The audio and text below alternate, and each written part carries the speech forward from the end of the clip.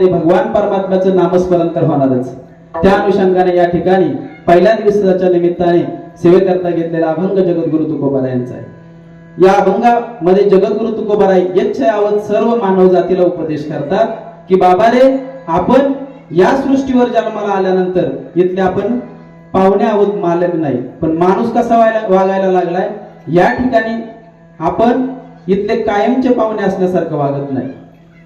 आपण पाहुणे असल्यासारखं वागलं नाही पाहिजे. आपल्याला एक ना एक दिवस या मृत्यू लोकातून जायचंय. पाहुण्याचं काम काय, ज्या ठिकाणी ज्या कामानिमित्त तो जाणार आहे ते काम पूर्ण झाल्यानंतर त्या ठिकाणी तो जसा राहत नाही तसं आपलं जीवन आहे.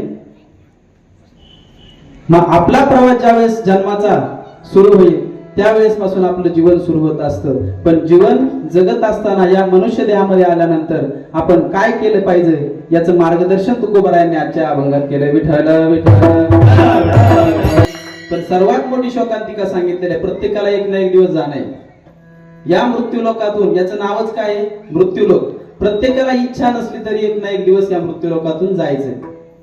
मग जायचं जर असेल तर या मृत्यू लोकामध्ये आल्यानंतर आपण नेमकं काय केलं पाहिजे, तर रामदास स्वामी सांगतात आपण काय केलं पाहिजे ते करण्याऐवजी आपण काय करतोय माहितीये का. सर्वांना वाटतं मी चिरंजीव आहे, सर्वांना वाटतं मी अमर आहे, पण तसं खऱ्या अर्थानं नाही. या मृत्यू लोकातून प्रत्येकाला जायचंय. आणखी एक आचार्य रामदास स्वामी सांगतात, रामदास स्वामींनी सांगितलंय एक जर मेला तर दुसरा त्याच्या मैतीला जातोय, आणि मैतीला गेल्यानंतर तो शोक करतोय, पण त्याला हे कळत नाही की आपल्याला पण एक दिवस जायचंय. विठ्ठल विठ्ठल. माऊली ज्ञानोबारायांनी त्या दोन सोहळे जीवनामध्ये सांगितले. देहाच्या गावा आलिया जन्म मृत्यूच्या सोहळिया, ना म्हणू नये धनंजया जिया परी. माऊली ज्ञानोबाराय सांगतात या देहाच्या गावाला आल्यानंतर, प्रत्येकाला जन्माला आल्यानंतर एक ना एक दिवस जायचंय. मग या देहामध्ये आपण आल्यानंतर आपल्याला जर जायचं आहे तर आपण नेमकं काय केलं पाहिजे, आपल्याला मृत्यू यायच्या अगोदर आपण काय केलं पाहिजे, पण आपण करतोय काय, याच्यावर तुकोबारायांनी अभंगावर आपल्याला चिंतन देण्याचा गोड प्रयत्न केला. विठ्ठल. जीवनामध्ये दोन सोहळे, जन्म आणि मृत्यूचा, तसे भरपूर सोहळे सांगितलेले, 16 संस्कार सांगितले, 16 सोहळे सांगितले. तो पहिला सोहळा जन्माचा आणि मृत्यूचा सोहळा कोणाला चुकत नाही. बाकीचे जर चुकवायचे असेल तर चुकवता येतात. उदाहरणार्थ एखाद्याला लग्न करायचं नसेल, लग्न संस्कार एक सोहळा सांगितलेला नसेल करायचं तर चुकवता येते. आता जर सध्या परिस्थिती पाहिली लग्नाच्या बाबतीत तर बऱ्याच ठिकाणी आम्ही गेलो ना महाराज, गेल्यानंतर प्रत्येक जण म्हणते हाय का महाराज नवरी, सगळीकडे तीच बोंबाबोंब आहे. पण माझं स्पष्टपणे मत आहे, जे जे तरुण वयातले मुलं लग्नाला आलेले आहेत त्यांनी याच्या त्याच्या आई वडिलांकडे हात पसरत बसण्यापेक्षा, मुलींची काही संख्या कमी नाही बरं का महाराज, मुलींची संख्या त्या तुलनेत भरपूर आहे, पण याच्या त्याच्याकडे हात पसरत बसण्यापेक्षा आपल्या मुलाला इतकं कर्तृत्ववान बनवा की त्या पालकांनी, त्या मुलीच्या आई वडिलांनी आपल्याला येऊन विचारलं पाहिजे, लग्नाची अडचण सुटून जाईल. विठ्ठल विठ्ठल.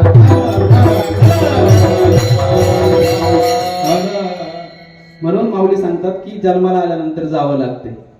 आता किती जावं लागतंय सांगितलं तरी माणसं मानायला तयारच नाही. इथं आल्यानंतर काय काय करायचं ते करायचं नाही आणि दुसरंच काहीतरी करत राहायचं. एक ना एक दिवस निश्चित जाणे. न जाण्यासाठी अनेकांनी प्रयत्न केले बरं का महाराज, पण प्रत्येकाचे फक्त प्रयत्नच राहिलेले. एक उदाहरण सांगतो, हिरण्यकश्यपूने न जाण्यासाठी आतुनात तपश्चर्या केली. हिरण्यकश्यपू माहिती आहे ना सर्वांना, राक्षस होता, राक्षस.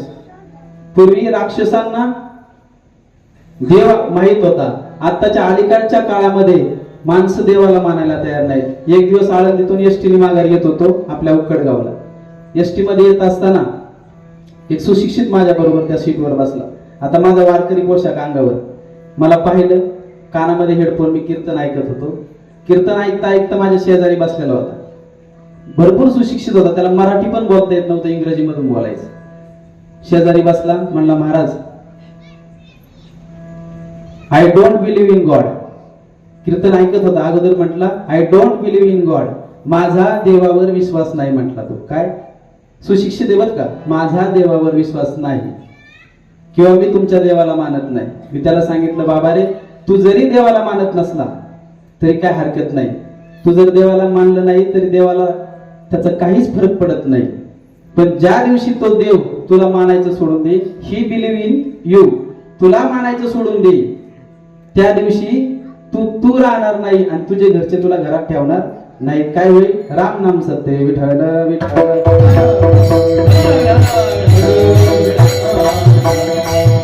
हिरण्यकशिपू राक्षस होता. राक्षस सुद्धा देवाला मानत होता. देवाची तपश्चर्या हिरण्यकशिपूने चालू केली. कशासाठी?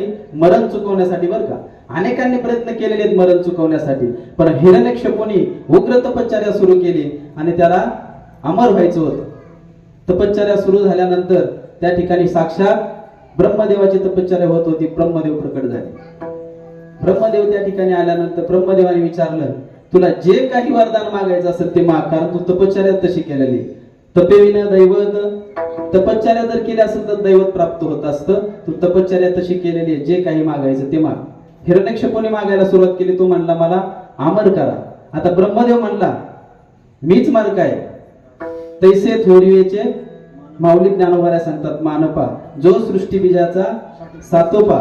माऊली ज्ञानोबाला सांगतात, ज्यांनी ही सृष्टी निर्माण केली, ज्यांनी आपल्या भारताची 1.25 कोटी लोकसंख्या आहे बरं का, आणि जगाचा जर विचार केला तर भरपूर लोकसंख्या आहे, पण एक माणूस एकासारखा नाही. प्रत्येकाचे चेहरे, प्रत्येकाचं शरीर हे ब्रह्मदेवाने बनवलंय, पण सगळे वेगवेगळे आहेत.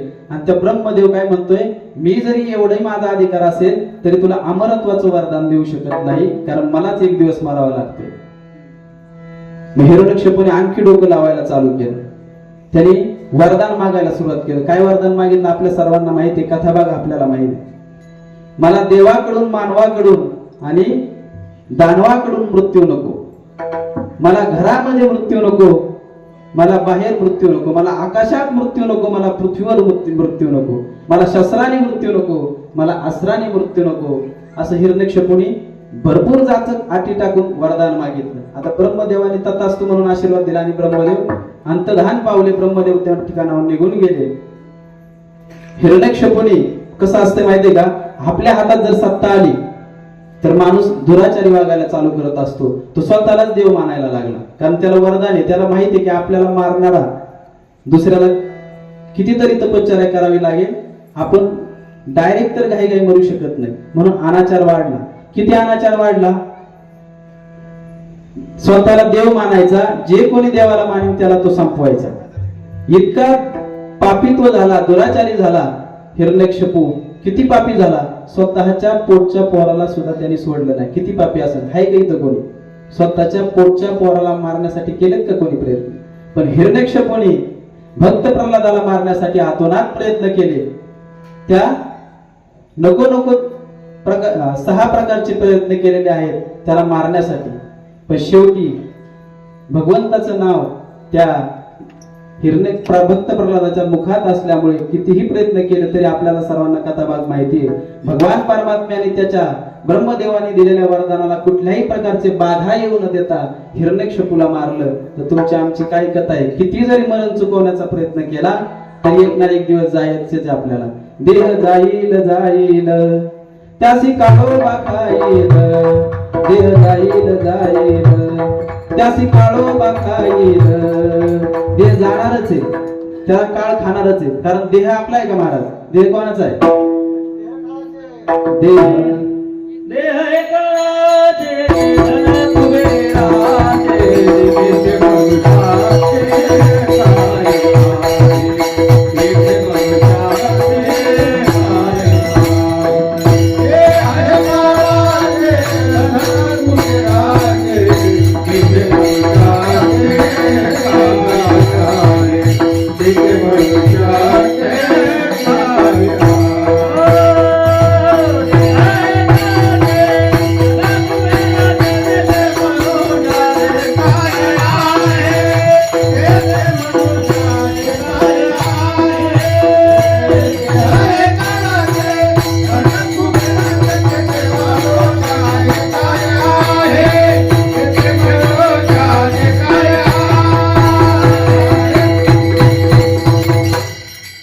धनावर अधिकार कोणाचा आहे? कुबेराचा. आणि या देहावर अधिकार आपला नाही, त्याच्यावर अधिकार काळाचा आहे.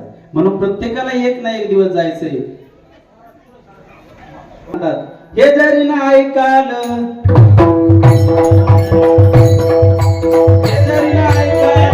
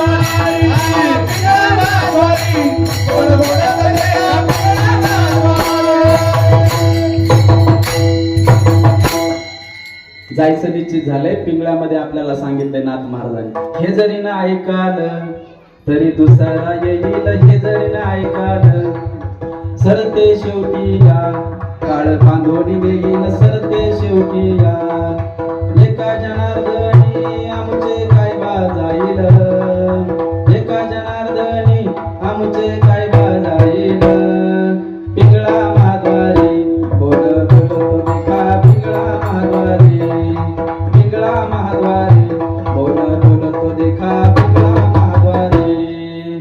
पूर्वीच्या काळामध्ये वासुदेव दारा द्यायचे, त्यांची पण अशी भजनं होती, गीतं होती, माणसाला ते उपदेश करायचे. आणि पिंगळा त्यातलाच प्रकार आहे. नाथ महाराज सांगतात काळ बांधून नेईल. जर ऐकत नसाल ना तुम्ही तर तुम्हाला काळ बांधून नेईल. कारण या मृत्यूलोकात आपण माणूस म्हणून ज्यावेळेस जन्माला येतो, ज्यावेळेस आपलं पाप आणि पुण्यकर्म सारखं होतंय बरं का, त्यावेळेस आपल्याला या मृत्यूलोकामध्ये यावं लागतंय. मनुष्य जन्म आपल्याला प्राप्त होतोय. देव जन्माला कधी येतो? भक्ताची ज्यावेळेस इच्छा होईल, भक्त देवाकडे ज्यावेळेस घरानं घेऊन जाईल, त्यावेळेस देव जन्माला येत असतो. त्याला परीच्छा प्रारब्ध सांगितलंय. संत स्वतःच्या मर्जीनं या मृत्यूलोकात येत असतात, म्हणून त्यांना स्वइच्छा प्रारब्ध सांगितलंय. आणि आपलं जे प्रारब्ध आहे अनिच्छिक, आपली इच्छा नसली तरी भोग भोगण्यासाठी या मृत्यूलोकामध्ये आपल्याला यावं लागते. कारण आपण जे या मृत्यूलोकामध्ये आले कर्म करत असतो, त्या कर्माच्या अनुषंगाने आपल्याला हा मनुष्य देह प्राप्त होत असतो. नाथ महाराजांनी हरिपाठामध्ये सांगितले, कर्म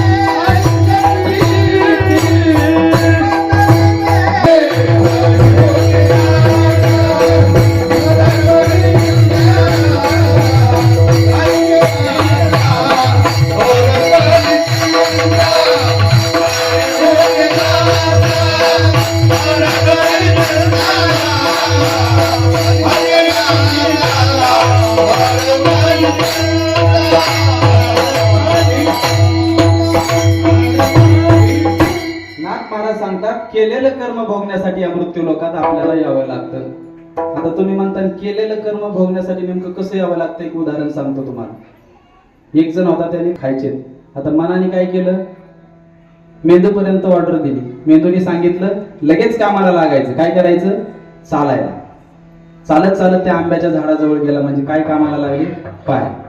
तर पायाने त्या ठिकाणी गेला. गेल्यानंतर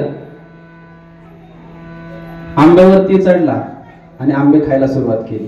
आता आंबे खातात कशाने? तोंडाने, बरोबर ना? आंबे खायला सुरुवात केली तोंडाने. तोंडाने खाल्ले आंबे. पण आंब्याने खाल्ल्यानंतर फक्त तोंडातच राहिले का आंबे? आंबे कुठे आले? पोटामध्ये आले आंबे. पोटामध्ये आले. पण ज्याचे आंबे यांनी चोरून खाल्ले होते ना, तो तिथं आला. त्यांनी पाहिलं होतं, वर बीर जाऊन दिला, खाऊन दिला. आणि खाऊन दिल्यानंतर खाली आल्यावर हाणायला सुरुवात केली. त्यांनी मारल्यानंतर झालं काय? आता क्रम तुम्हाला माहिती नेमका कसा क्रम झाला. पण शेवटी मारल्यानंतर रट्टे खाल्ले पाठीने आणि पाणी आलं. सुरुवात कुठून झाली होती?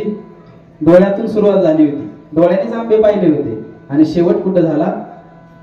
डोळ्यातून पाणी आलं. म्हणजे ज्याचं त्याचं कर्म प्रत्येकाला भोगावं लागते. मग या मृत्यू लोकामध्ये आल्यानंतर आपण काय केलं पाहिजे? तर आपण त्या भगवान परमात्म्याने आपल्याला हा देह दिलाय ना, त्याची भक्ती केली पाहिजे. त्याचं गुणगान गायलं पाहिजे, त्याचं भजन कीर्तन केलं पाहिजे. पण आपण हे करत नाही. आपण धरून बसलोय कशाला? प्रपंचाला. काही काही माणसं तर सगळंच विसरून गेले. आणि इतकी साधारण संपत्ती, गडगंज टोले जग श्रीमंत तरी पण कमवायच्या मागे, आणि देवदेव राहिलाय बाजूला. पण या मृत्यू लोकात आल्यानंतर प्रत्येकाला परमार्थ करायला सांगितलेला आहे. आपण परमार्थ करतो, पण पूर्णपणे जसा करायला तर पाहिजे तसा करत नाही. आमच्या साधू संतांनी परमार्थ केला. आमच्या चोखोबारायांनी परमार्थ केला. 12व्या शतकामध्ये महार जातीमध्ये जन्माला आलेले चोखोबाराय 12व्या शतकामध्ये अस्पृश्य मानलं जायचं. जातीभेद होता भरपूर. आणि ते चोखोबारायांना मंदिरात जायची परमिशन नव्हती बरं का. महार जातीच्या चोखोबारायांना ब्राह्मण, क्षत्रिय, वैश्य आणि शूद्र, त्या शूद्राच्या कुळात चोखोबाराय जन्माला आल्यामुळे भगवान परमात्म्याच्या मंदिरात जायची परमिशन नव्हती. पूर्वीच्या काळात इतकं अस्पृश्य मानलं जायचं शूद्राच्या लोकांना. ज्या वेळेस ते रस्त्याने जात असतील त्यावेळेस त्यांच्या पाठीला काय बांधली जायची? बोराटीची काठी बांधली जायची. का? तर त्यांच्या पाऊल खुणा सुद्धा त्या रस्त्याला लागल्यानंतर बुजून जाव्या. तसा चोखोबारायांना भरपूर अट्टहासाने परमार्थ करायला लागला. पण परमार्थ केलाय कसा चोखोबारायांनी? मंदिरात जायची परमिशन नसताना देखील चोखोबाराय ज्यावेळेस गेले, त्या दगडा मातीच्या ढिगाऱ्याखाली त्यांचा प्राण गेला. ती भिंत अचानक अंगावर पडली आणि त्या ठिकाणी ते गेल्यानंतर भगवान पंढरीश पांडुरंग परमात्म्याने नामदेवरायांच्या स्वप्नात जाऊन सांगितलं, माझ्या चोखोबाचे हाड गोळा करून आण. भिंतीखाली चोखोबाराय गाडले गेलेले आणि त्यांच्याबरोबर अनेक मंडळी त्या ठिकाणी गाडली गेलेली. माता भगिनी असतील, पुरुष मंडळी असतील, हजारोंच्या संख्येने त्या ढिगाऱ्याखाली गाडलेली होती. नेमकी चोखोबारायांची हाडं ओळखायची कशी? त्या चोखोबारायांच्या हाडातून आहे ना परमार्थ बघा बरं का कसा केलाय. विठ्ठल विठ्ठल आवाज यायचा असा भगवान परमात्म्याने नामदेवरायांना सांगितलं, त्या ठिकाणी जा. ज्या हाडातून विठ्ठल विठ्ठल आवाज येतोय ते हाड आमच्या चोखोबारायांचं आहे, असा परमार्थ आपल्या संतांनी केलाय. विठ्ठल विठ्ठल. आपल्याला तसा परमार्थ जमणार आहे का? आपण परमार्थ करतोय. साधं एखाद्या मंदिरात आपण जर भजनाला जात असेल ना, महाराज बऱ्याच ठिकाणी बरं का, आपल्या नाही, आपल्या घेऊ नका, आपल्या गावात नाही, बऱ्याच ठिकाणी आपण ज्यावेळेस भजनाला कीर्तनाला जातो, भजनाला गेल्यानंतर मी प्रत्येक ठिकाणी असंच पाहिलंय की माणसं भजन करतात, एक अभंग म्हणून झाल्यानंतर याचे त्याचे गुणदोष, त्याचा स्वर नाही, त्याचा ताल नाही, याच्यावर चर्चा करतात. त्या भजनाचं पुण्य त्याच्या पदरामध्ये पडायच्या ऐवजी पाप पडते. कारण वाचेचे दोष त्याच्या लागत असतात आणि वाचेच्या दोषाने त्याने जरी अभंग म्हणली, गवळण म्हणली, तरी त्याचं पुण्य किती आहे? 0 शून्य पुण्य आहे. म्हणून परमार्थ आपण जो करतोय तो चुकीच्या मार्गाने करतोय. काही बाह्य स्वरूपाने परमार्थ करतात महाराज. अंगावर पांढरे कपडे घातल्यानंतर परमार्थ होत नाही बरं का. कपाळावर गंध लावल्या परमार्थ होत नाही. गळ्यामध्ये तुळशी माळा असल्यावर परमार्थ होत नाही. ते तत्व आचरणात आणावे लागतात. आचरणात आणल्यानंतर फक्त वरभंगी परमार्थ करण्याला किंमत नाही, आतून पण माणूस तेवढा मोकळा पाहिजे. वरभंगी जर माणूस परमार्थ करत असेल तर त्या परमार्थाला किंमत 0 आहे.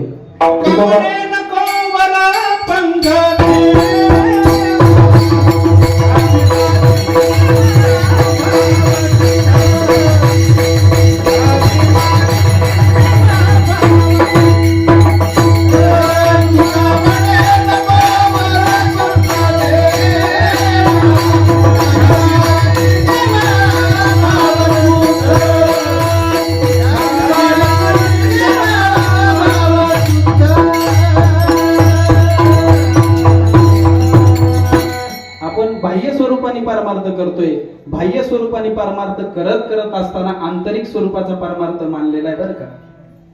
जो मनापासून परमार्थ करत असेल, तनो मनो जिवे चरणासी लागावे अगरता करावे दास्य सकळ. माऊली ज्ञानोबा सांगतात, ह्या तनाने मनाने वाचनी सर्व काही सोडून, गर्व सोडून परमार्थ केला पाहिजे बरं का. फक्त वरभंगी परमार्थ काही कामाचा नाही. आतून परमार्थ जर केला, एकदा भगवान श्रीकृष्ण परमात्मा त्या बासरीवर प्रेम करायचे आणि गवळणींना असं वाटलं आपण रोज त्याचं नामस्मरण करतोय, त्या बासरीवरच देव का प्रेम करतोय. तर का प्रेम करायचं माहिती का देव. त्या गवळणींनी न राहून मी प्रश्न विचारला, आम्ही इतकं प्रेम तुझ्यावर करतोय देवा, आमचं नामस्मरण बंद नाही. तर देवाने सांगितलं, माझ्या जरी कमरेला बासरी राहत असेल तर त्याचं एक कारण आहे. त्या बासरीने गवळणींना सांगितलं मी आतून मोकळी आहे. आणि देवाने सांगितलं, जो माणूस आतून मोकळा आहे, फक्त बाहेरून परमार्थाला किंमत नाही, आतून जो मोकळा आहे. तुका म्हणे चित्त करारे निर्मळ येवणी गोपाळ राहे तेथे. चित्त जर निर्मळ असेल, आता माता भगिनी समोर बसलेल्या आहेत, तुम्ही मला सांगा, आपण स्वयंपाकासाठी जी भांडी वापरतो ती भांडी कशी असली पाहिजेत. आतून बाहेरून स्वच्छ असली पाहिजेत का फक्त आतून स्वच्छ असली पाहिजे. स्वयंपाकासाठी जी भांडी वापरतोय ती कशी असली पाहिजेत. दोन्ही बाजूनी स्वच्छ असली पाहिजेत का फक्त आतून स्वच्छ असली पाहिजेत किंवा फक्त बाहेरून स्वच्छ असली पाहिजे. अहो स्वयंपाकासाठी भांडी वापरता का नाही. माझा हक्क आहे, तुम्ही सगळे गावातले त्याच्यामुळे विचारतोय बरं. दोन्ही बाजूनी भांडी स्वच्छ असली पाहिजे. पण पाण्याला जर शॉर्टेज असेल तर कधी कधी बाहेरून भांड अस्वच्छ असलं तरी चालेल, पण आतून स्वच्छ असलं पाहिजे. तसं परमार्थ करत असताना फक्त वरभंगी परमार्थ नको. आमच्या साधू संतांनी किती अटीतटीचे प्रसंग जीवनामध्ये आले. आमच्या संत जनाबाईंनी परमार्थ केला. संत जनाबाईचे आई वडील जनाबाई 5 वर्षाच्या असताना पंढरपूरला घेऊन आले, गंगाखेडची जनाबाई.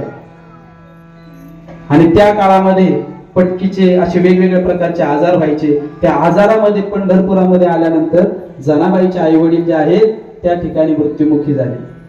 5 वर्षाची जनाबाई आई वडिलांचं प्रेत जवळ पडलेलं आहे, त्या प्रेताजवळ बसून रडते. रडत असताना डोळ्यातून पाणी येते. आणि हे दृश्य आमच्या नामदेवरायांनी पाहिलं. 5 वर्षाच्या जनाबाईला कडवर उचलून घेतलं आणि कडवर उचलून घेऊन आपल्या घरी घेऊन आले. अनाथ होती जनाबाई, पण परमार्थाचा कसा कळस काढला माहितीये ना.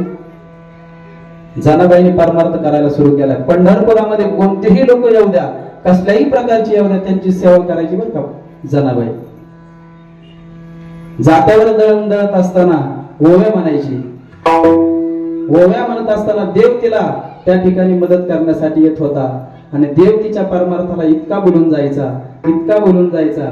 देव पण कधी कधी म्हणायचा, आहे पांडुरंग माझा पिता आणि रुक्मिणी माझी माता. आता रुक्मिणी देवाची माता आहे का, पण तिच्या परमार्थाला तू बोलून जायचा. जनाबाई जात्यावर दळण दळायची आणि सुंदर ओव्या म्हणायची.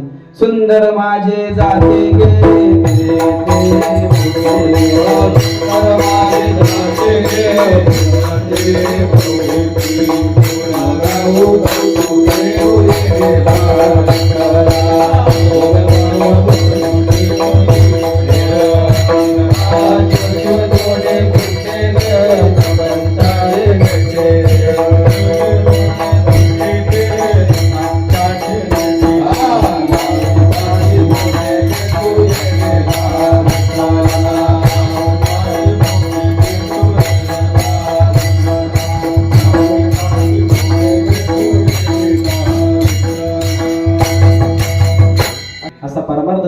एक दिवस तर असा जनाबाईच्या जीवनामध्ये प्रसंग आला. जनाबाईने गाईच्या शेणाच्या गोवऱ्या थापल्या होत्या. तिची कीर्ती सगळीकडे पसरली होती. आणि त्या शेणाच्या गोवऱ्या थापलेल्या असताना आणि तिची कीर्ती ऐकून काशीचे जे होते कबीरदास महाराज त्या ठिकाणी आले होते. गवऱ्या थापलेल्या असताना 2 बायांच्या शेजारी शेजारी गवऱ्या होत्या, त्यांची भांडणं चालू झाली. ह्या गवऱ्या माझ्या आहेत, ती बाई म्हणायची ह्या गवऱ्या माझ्या आहेत. पण संतबाई जनाबाईने भांडण करत असताना सांगितलं कबीरदास महाराजांना. कबीरदास महाराज मधला मार्ग काढणार होते, नेमकं कोणाच्या आहेत ते आपण सिद्ध करू. पण जनाबाईला विचारलं तुझ्या जर गवऱ्या तुला असं वाटतंय तर काय त्याला पुरावा आहे. जनाबाईने सांगितलं मी ज्या गवऱ्या थापल्यात त्या भगवान परमात्म्याचं चिंतन करून थापल्यात, मी विठ्ठल विठ्ठल म्हणून त्या गवऱ्या थापल्यात, आणि माझ्या गवऱ्या ज्या थापलेल्या त्या प्रत्येक गौरीतून काय आवाज येतोय, विठ्ठल विठ्ठल आवाज येतोय. असा परमार्थ संतांनी केलाय. आणि आपला जो परमार्थ आहे आपण आपल्या मनाला विचारून पहा, विठ्ठल विठ्ठल परमार्थ करतोय. पण परमार्थ करत करत असताना जो जसा पाहिजे तसा करत नाही, आपण चुकीच्या दिशेने चालले. आणि परमार्थ करत असताना माणसं संसाराला इतकी आवळून धरायला लागलेत. संसार करायचं नाही असं नाही, संसार किंवा संसार गृहस्थ आश्रम सर्वश्रेष्ठ सांगितलाय. संसार प्रत्येकानं करायचं. संसारी असोनी संसारी नसावे, भजन करावे वेळोवेळा.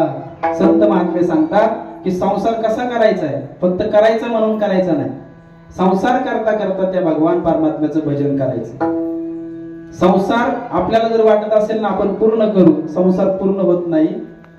संसार अपूर्ण राहतो, संसार पूर्ण होऊ शकत नाही. करावा लागतो तो परमार्थ, संसार आपोआप होत असतो. म्हणून संसार जरी करत असलो, संसारात कितीही गरजा असल्या, हे केल्यानंतर ते होईल, ते केल्यानंतर हे होईल, कधीच पूर्ण होत नाही. आपलं सोडा, रावणाचा विषय सगळ्यांना माहिती आहे. 80,000 बायका आहेत ज्याला, एक सांभाळता सांभाळता नको नको होते. आता माझ्यावर घेतल्यावर लागले हसायला सगळे. सगळ्यांचं तसंच आहे. बाकीचे लग्न करतात म्हणून आपण करायचं आणि संसार करायचा. पण संसार करायचा नाही या माताचा मी नाही, संसार करून परमार्थ केला पाहिजे. पण संसारात कितीही जरी आपण पूर्णतेचा विचार केला तरी पूर्ण होत नाही. रावणाचा 80,000 बायका होत्या, 1,00,000 नातू, 1,25,000 पंतू, याच्यापेक्षा कितीतरी मोठा गोळा असून देव सगळे त्याच्या ताब्यात होते बरं का. गणपती बाप्पा होते ना आपले, आपण म्हणतो वक्रतुंड महाकाय, ते गाडो वळायला होते गणपती बाप्पा. ब्रह्मदेव, सगळे देव कामाला लावले होते. 9 ग्रहांच्या पायऱ्या केल्या होत्या, चंद्र सूर्य शनी सोम मंगळ बुध हे जे ग्रह आहे असं रावणाने केलं होतं. पण शेवटी संसाराचं जे स्वप्न होतं, स्वर्गाला जायला शिडी लावेल, बऱ्याच काही अपेक्षा होत्या त्या अपूर्ण राहिल्या. एक दृष्टांत सांगतो म्हणजे तुमच्या लक्षात येईल. विठ्ठल विठ्ठल पूर्ण होत नाही. पूर्वीच्या काळामध्ये श्रीमंती ही ज्याच्याकडे जास्त बैलजोड्या होत्या ती तो माणूस सर्वात श्रीमंत असं समजलं जायचं. एका माणसाकडे 200 बैलजोड्या होत्या, म्हणजे बैल किती झाले, हा, आणि तो ते 400 बैल सांभाळत होता. आणि एक जणाला कामाची गरज होती, सुशिक्षित होता, बऱ्याच ठिकाणी फिरला पण कामच लागला त्याला कुठंच. त्याला वाटायचं 1-2 लाख रुपये पगार पाहिजे, एवढं शिक्षण झाले, पण कामच लागला. फिरला आणि त्या गृहस्थाच्या एक दिवस घरी गेला, त्याची ती जाहिरात पाहिली, मला कामगार पाहिजे म्हणून. त्या माणसाने सांगितलं माझी जी बैल आहेत ना ती तू सांभाळायची, आणि सांभाळल्यानंतर तुला महिन्याला मी 15,000 रुपये पगार देईन. आता हा सुशिक्षित असल्यामुळे थोडासा ऍटिट्यूड होता, त्याला वाटायचं 15,000 कसं करायचं. बरं सुट्ट्याचं विचारलं त्याने, किती सुट्ट्या देणार तुम्ही. त्याने सांगितलं ज्यावेळेस ही 400 जी बैल आहे ही सगळी ज्यावेळेस बसतील त्यावेळेस तू बिनधास्त सुट्टीला जायचं. आता 200 बैल जोड्या आहेत आणि 400 बैल आहेत. हे इतकं खायला घालायचं त्यांना, म्हणला परत उठले नाही पाहिजेत म्हणून खायला घालायला सुरुवात केली. कष्ट चालू केलं. 1 महिना झाला, 2 महिने झाले, 4 महिने झाला, वाट बघायला लागला. सगळी बैल कधी बसतात. नंतर बैलच बसणार ना. बैल जी बसायची अगोदर ती पण बसायची बंद झाली, बैलच खाली बसणार. आणि याला लागत होती सुट्टी. मग याने काय केलं, हाणून बैल बसवायला सुरुवात केली. खायला नव्हता घालीत उपाशी ठेवायचा आणि बैल बसवायला सुरुवात केली. बैल बसवता एक दिवस प्रयोग सक्सेस झाला. 400 ते 200 बैल बसली. 200 तशीच राहिली. आणखी प्रयत्न केला, मला 200 तर बसला. आणखी प्रयत्न केला, जवळपास 390 पर्यंत जाऊन पोहोचला. 10 बैल राहिले. आणखी प्रयत्न केला, हाणून मारून म्हणला आता फक्त राहिला 2 शेवटचे. 398 बैल बसली आणि गेला जवळ त्या बैलांच्या आणि म्हणला आता ही 2 बसली की आपली सुट्टी झाली, पगार पण फुकट घ्यायचा. गेला त्या जवळ बैलांच्या, त्यांना चोंबाळायला लागला, खाली बसवायला लागला. आता ती बैल बाकीची जी होती ही थोडीशी जुनी बैल होती, म्हातारी बैल होती. पण हे 2 जे राहिले होते ना शेवट बसायला, ही होती घोरी माहिती आहेत ना सगळ्यांना. 9 बैल होती, त्यांना तो हाणून बसवायला गेला. त्यांनी इतक्या लाथा मारल्या जी बसलेली ती उठवली. शेजारची जी बसलेली होती ती उठावली, हे तर बसलेच नाही, हे तर बैल बसलीच नाही, शेजारची सगळी उठावली. मला सांगायचं काय, किती जरी आपण आपल्या मनाने संसाराला पूर्ण करायचा प्रयत्न करत असतो, जशी याची बैल एकदाच बसू शकत नाही, तसं संसारात आपण कितीही जोडण्याचा प्रयत्न केला तर दुसऱ्या ठिकाणी फाटते. म्हणून संसारात करत असताना परमार्थ केला पाहिजे. विठ्ठल विठ्ठल. आजच्या सेवेकरता घेतलेल्या अभंगात सांगतात, काय सांगतात, मिळालेले जे आयुष्य ते वायाला जायला नको, हेच अभंगाच्या पहिल्या चरणात सांगतात. आता तरी पुढे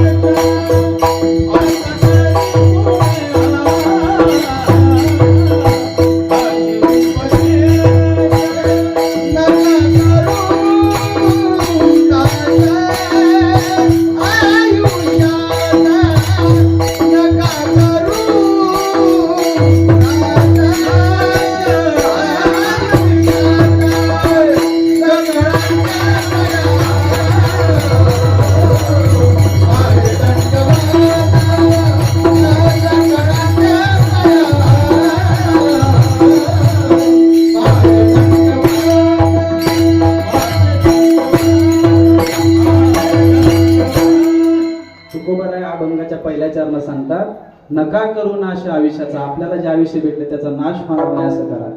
म्हणून काय करायला लागल, आता तरी पुढे हाची उपदेश तुकोबाराय उपदेश करतात. इथून मागचं जे झालं ते सगळं विसरून जा, इथून मागचं जे झालं ते सगळं सोडून द्या.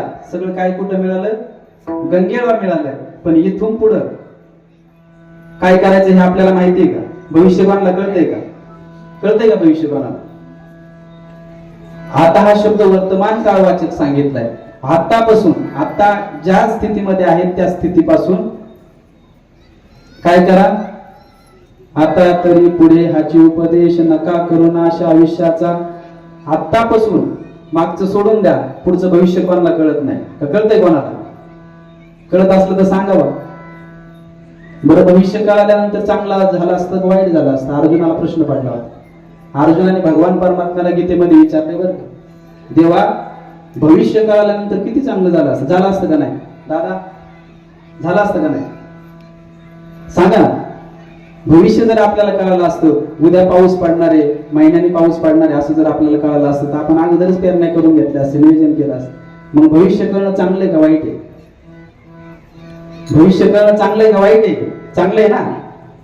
पुढे जे करायचं ते आजच आपल्याला कळतंय, मग भविष्य कळणं चांगलं आहे, बरोबर.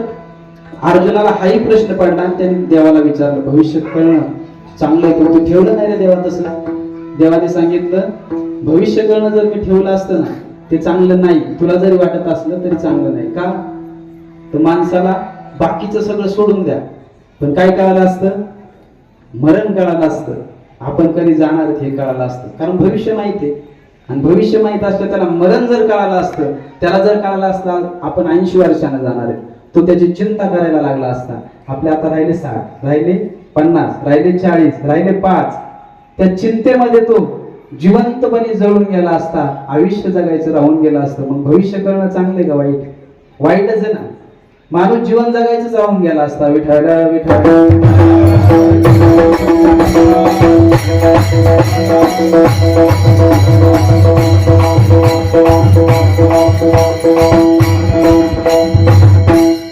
म्हणून तुकोबाराय म्हणतात, आतापासून काय करा, परमार्थाला लागा.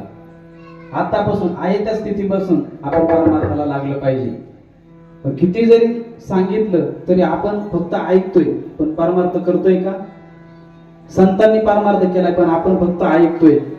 परमार्थ करायला पाहिजे, त्या देवाची भक्ती करायला पाहिजे, देवाचं कीर्तन ऐकायला पाहिजे, भजन करायला पाहिजे, देवाची पूजा करायला पाहिजे. फक्त ऐकतोय पण प्रत्यक्षात मात्र करतोय का?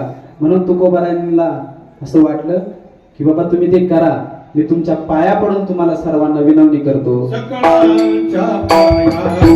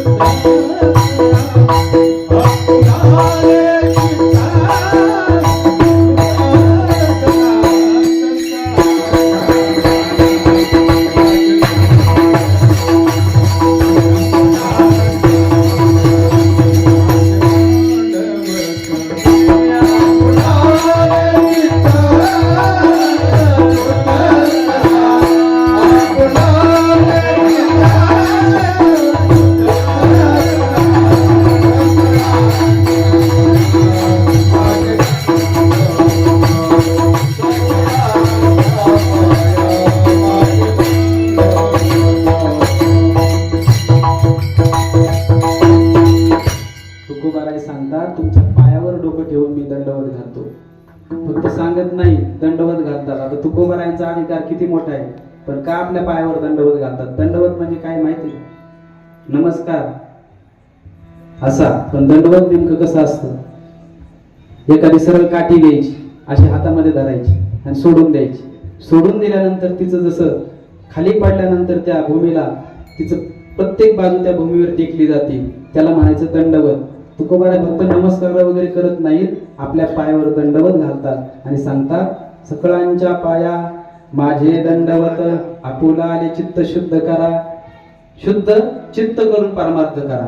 पण आपल्याला किती जरी सांगितलं तरी पण आपण परमार्थ करतोय का? आपण सगळे कसे येत? लबाड येत, लबाड. विठ्ठल विठ्ठल.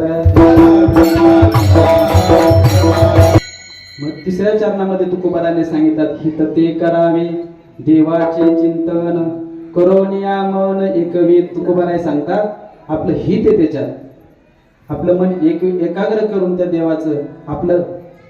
देवाचं नामस्मरण भजन करा. आपलं त्याच्यामध्ये हित आहे. हिताच्या गोष्टी जर माणसाला सांगितल्या तर माणसाला आवडत असतात, पण फक्त परमार्थाच्या बाबतीत आवडत नाही बरं का, बाकीच्या आवडतात. ह्याचं जर सांगितलं ना 5 रुपये 10 रुपये नाही, लाख रुपये भेटतील, सगळं हातातलं काम सोडून ते तिकडे जाते, कारण हित वाटते त्याला त्याच्यात. पण खऱ्या अर्थानं हित कशात आहे? परमार्थामध्ये हित सांगितलेलं आहे. विठ्ठल विठ्ठल.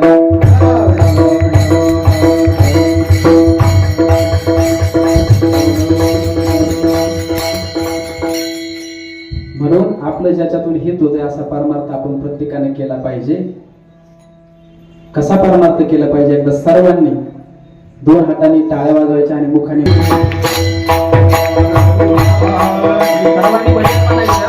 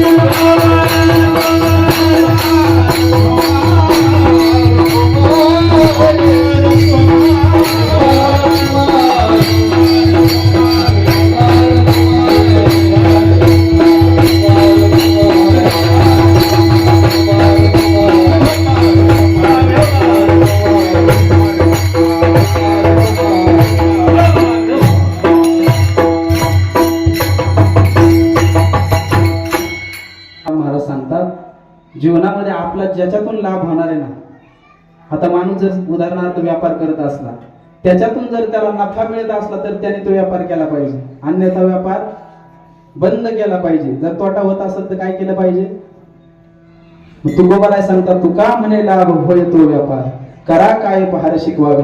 आपला ज्याच्यात लाभ आहे ते आपण पाहिलं पाहिजे. आपला फक्त त्या भगवान परमात्म्याचं नामस्मरण भक्ती करण्यात त्याच्यातच लाभ आहे, अन्य दुसऱ्या गोष्टीमध्ये लाभ नाही. विठ्ठल विठ्ठल.